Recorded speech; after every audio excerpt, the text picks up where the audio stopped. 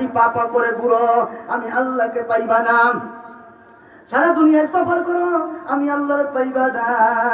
শেষ রাত্রে যখন মানুষ ঘুমাইয়া যায়, তুমি হাঁটি হাঁটি পা পা করে ঘুরিয়া দেখবা আর সমস্ত মানুষ ঘুমায় রয়েছে, আমার বান্দা কলবের ভিতরে আমি আল্লাহ ঘোরাফেরা করতেছে। अल्लाह अल्लाह क्या मुबारक नाम है, अल्लाह अल्लाह क्या मुबारक नाम है, अल्लाह अल्लाह मोमिनों का काम है, अल्लाह अल्लाह आशिकों का काम है। এই জন্য আমার আল্লাহ রাব্বুল আলামিন বলে, ওই ইমানদার,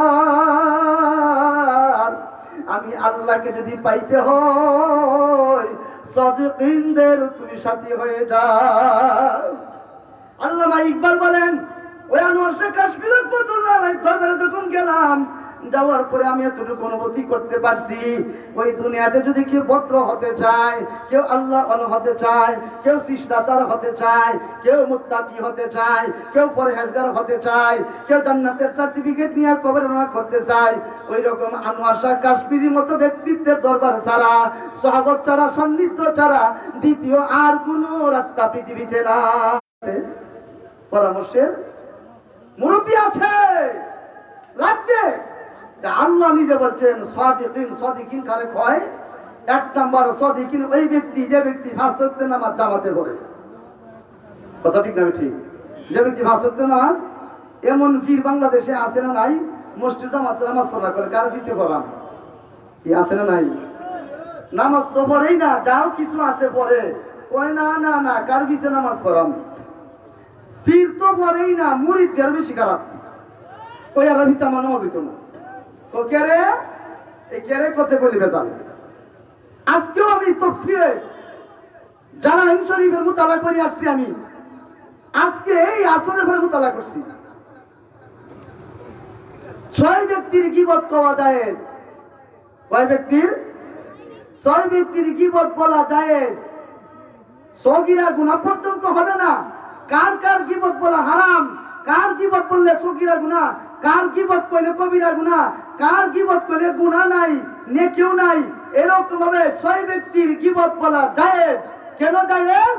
এক নম্বর হলো, যারা মানুষকে নেক সুরতে নবীর দুহাই দিয়া, আল্লাহর দুহাই দিয়া কুরআনের উল্টা তরজমা করে, নবীর হাদিসের উল্টা তরজমা করে, নেক সুরতে যারা উম্মতকে জাহান্নামের রাস্তায় দৌড়াইতেছে, নিজেও দৌড়তেছে, তাদেরকে পিছনে নিয়ে দৌড়তেছে, তাদের গীবত বলিয়া তাদেরকে জালালত থেকে, তাদেরকে ভ্রান্তি থেকে, তাদেরকে পথভ্রষ্ট থেকে, তাদেরকে গুমরাহিয়ত থেকে, তাদেরকে জাহান্নামের রাস্তা থেকে সরানো ওয়াজিব হয়ে গেছে, ওয়াজিব হয়ে গেছে।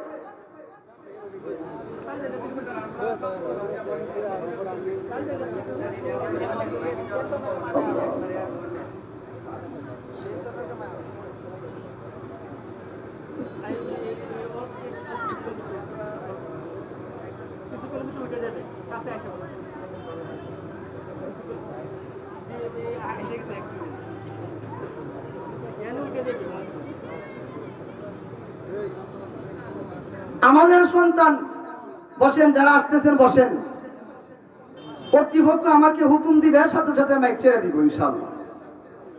আজকে আমাদের সন্তান A+ GPA 5 গোল্ডেন পায়া পাস করার জন্য আমি যাচাই করি কোন স্কুলে ভর্তি করব। আমার সন্তান মাদ্রাসায়, কোন মাদ্রাসায় ভালো লেখাপড়া হয়, হক্কানি আলেম হইতে পারে, ভালো হাফেজ হইতে পারে, জাস্টিফাই করি, ফিকির করি, দেখি খোঁজাখুঁজি করি কোনটা মান ভালো। আমি অসুস্থ হয়েছি, কোন ডাক্তারের কাছে গেলে অল্প করেছে, সুস্থ ফয়সালা কইরা আমি সুস্থ হতে পারবো, আমি পরামর্শ করি, যাচাই করি, ইত্যাদি করি। কোন দান করলে 10-15 হবে, ওই যাচাই করে দানের জ্বালা ফলাই। কোন ফল, কোন গাছের ফল তাড়াতাড়ি ফলবে, এবং আমার কোন বাগান করলে, হেসারি করলে লাভ বেশি হবে, প্রত্যেকটা দুনিয়ার প্রত্যেকটা সাপ্তাহে প্রত্যেকটা বিষয়ে যাচাই বাছাই করিয়া আমরা এটাকে, এরপরে যেটা উত্তম সেটা ভালো, এটাকে আমরা যাচাই বাছাই করি, আমরা গ্রহণ করি। কিন্তু আমি যে আমল করতেছি, নামাজ পড়তেছি, দাড়ি রাখতেছি, টুপি পড়তেছি, রোজা রাখতেছি, ইত্যাদি যদি নেক আমল করতেছি, এখানে কেলা সৎ পথে আছে, কেলা বিপদে আছে, কেলা ভ্রান্ত, কেলা হক, কে দালাল, কে হক, কে সত্য কে মিথ্যা এখানে হক্কানি উলামায়ে কেরামের কাছে যাচাই বাছাই না কইরাই একবারে অন্ধর মতো দৌড় শুরু করে দেই, এই লোক জাহান্নামে যাইতেছে, আমি সহ জাহান্নামে যেতেছি। আপনারা কিচ্ছা কাহিনী ঘটনা শুনেন, এই ঘটনাগুলি বাস্তব, কিন্তু আমরা ওইগুলি চিন্তাও করি না, আমল করার চেষ্টা করি না। এই জন্য আল্লাহ নিজে নিজে বলছেন ওয়াকুনু মা'আস সাদিকিন, সত্যবাদীদের সাথী হও। এক নম্বর বলছিলাম সত্যবাদীর মধ্যে এক নম্বর যে পাঁচ ওয়াক্ত নামাজ জামাতে আদায় করে। দুই নম্বর যার কাছে নবীজির প্রত্যেকটা সুন্নতের মহব্বত এবং আমল বাস্তবায়িত আছে। তিন নম্বর যে ব্যক্তি হারামকে ভয় করে হালালকে সাদরে গ্রহণ করে। চার নম্বর যেই লোক নিজেও আমল সহি আমলের কাজ করে আর মুরিদকে সহি আমলের শিক্ষা দেয়। তিন নম্বর, চার নম্বর, পাঁচ নম্বর মুরিদ সংশোধন হচ্ছে কিনা, মুরিদের কাছ থেকে সবক আদায় করে, সে পর্দা করছে কিনা, সে হারাম থেকে সরছে কিনা, দিনাকুল বাড়িতে করছে কিনা, বাড়ির মহিলাদেরকে নামাজ শিক্ষা দেয় কিনা, কোরআন তেলাওয়াত সহি আছে কিনা, ইত্যাদি ইত্যাদি সব কিছু সহি শুদ্ধ করে করার শিক্ষা দেয়। এরা হইল সাদিকিন। এক পীর সাহেব তার মুরিদ একদিন পীর সাহেবের দরবারে বৈশা মুরিদের স্বপ্নের বৃত্তান্ত জানতে চাইতেছে। কি বৃত্তান্ত? স্বপ্নের বৃত্তান্ত। হুজুর আমি এক স্বপ্নে দেখলাম। কি স্বপ্ন? বলে আমি স্বপ্ন দেখলাম আপনার হাতের আঙ্গুলের মধ্যে মধু, আর আমি স্বপ্ন দেখলাম আমার আঙ্গুলের মধ্যে পায়খানা। মুরিদ কয় ঠিক। কি কয়? আর কি দেখবে? আমি তোরে মুরিদ করে দিয়েছি পাক নাপাক থেকে পাক করার জন্য, তোর আঙ্গুলে তো পায়খানি থাকবো, আমার হাত তো মধুই থাকবো, আর কি? হুজুর আমার স্বপ্ন শেষ হয় নাই, আর কি বাকি রয়েছে? হুজুর শোনেন, হুজুর এক নাম্বার হইল আপনার আঙ্গুল আমি ছাড়ি, আমার আঙ্গুল আপনি ছাড়েন। কি বলি স্বপ্ন হইল নাকি? বলে হুজুর আমি দেখছি। দেখছ? বলে হ্যাঁ। বলে কি কারণ? ও হুজুর আমি বুঝি না, আপনি বলেন করে আরেকদিন খুঁজাম, আরেকদিন বলবো। এর অর্থ হইল মুরিদ সাহেব কিন্তু ইখলাসের সাথে পীর মনে কইরা তার কাছে গেছে, ইলমে নবুয়তের সুয়ানিয়া তরিকতের লাইনে মেহনত করিয়া তাসাউফের ইলম দিয়া তাজকিয়া নফস আত্মশুদ্ধির দ্বারা আল্লাহকে পাওয়ার জন্য তার উদ্দেশ্য ভালো, আর পীর সাহেবের মতলব ভালো না। পীর সাহেব কিন্তু তাকে জান্নাতে নেওয়ার ফিকির নাই, তার মাথায় হইল সিন্নি তাবারুক আর ফাকরি দিয়া মানুষকে আকর্ষণ করিয়া বাহবা পাইয়া টাকা পাওয়ার জন্য, সিন্নি তাবারুকের জন্য। এরপরে যখন এই স্বপ্ন একজন হাক্কানি আলেমের কাছে জিজ্ঞাসা করলো, তখন বলছে তোমার পীরের নাম কি? তোমার পীর কে? বলে অমুক। কয় তোমার পীর একটা বন্ড, সে পথভ্রষ্ট, সে নবীর দুশমন, আল্লাহ দুশমন, কোরআনের দুশমন। কাজে তুমি গেছো আল্লাহকে পাওয়ার জন্য, তার কাছে তুমি মধু চাষতে চাইছো, কিন্তু আল্লাহ পাক স্বপ্ন যুগে দেখাইছে তার কাছে মধু নাই, কারণ সে তো সারা জীবন নাপাক কাইয়া কাইয়া করে মুরিদ করে। এই জন্য মুহতারাম হাজিরিন মাফ করবেন, আল্লাহ নিজে বলতেন আলা ইন্না আউলিয়া আল্লাহ লা খাউফুন আলাইহিম ওয়ালা হুম ইয়াহজানুন।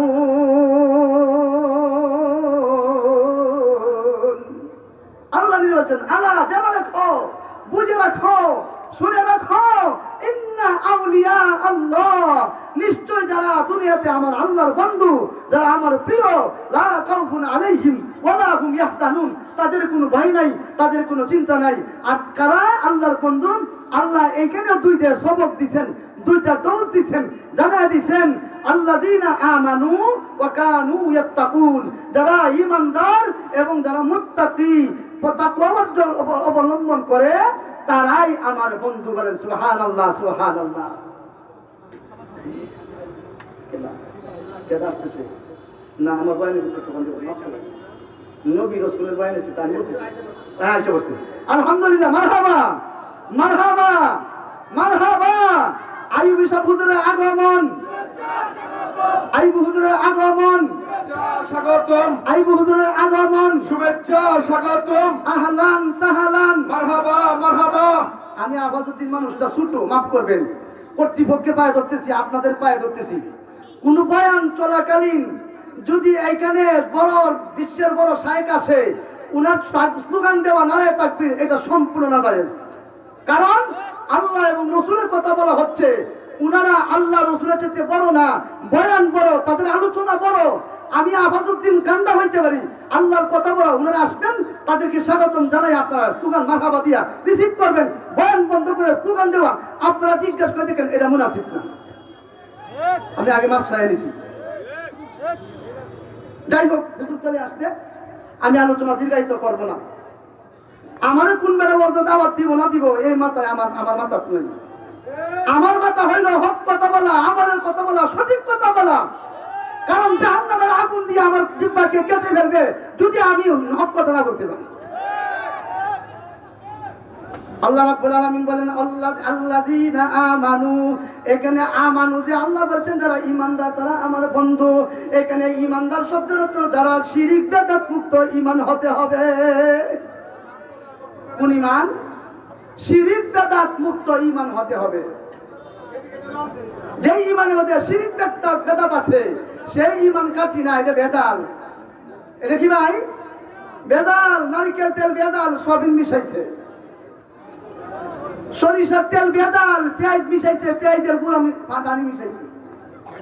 আল্লাহ তাআলা আমাদেরকে সাদিকিন, হক্কানি, রব্বানি, আহলে হক, সত্যিকারের উলামায়ে কেরামের সাথে সহবত রেখে, মহব্বত রেখে, তাদেরকে সাথী বানাইয়া আমরা যেন শরীয়ত, তরিকত, হাকিকত, মারিফতকে বুঝিয়া আমরা জান্নাতের সার্টিফিকেট নিয়া ওই সমস্ত হক্কানি উলামায়ে কেরাম আজকের মাহফিল, ওয়াল্লাহি ওয়াল্লাহি ওয়াল্লাহি আজকের মাহফিল, আজকের মাজমা, আজকের তাফসীর, উলামা পরিষদ হক্কানি হক্কানি হক্কানি, লা শাক্কা ফি, এর মধ্যে কোনো সন্দেহ নাই।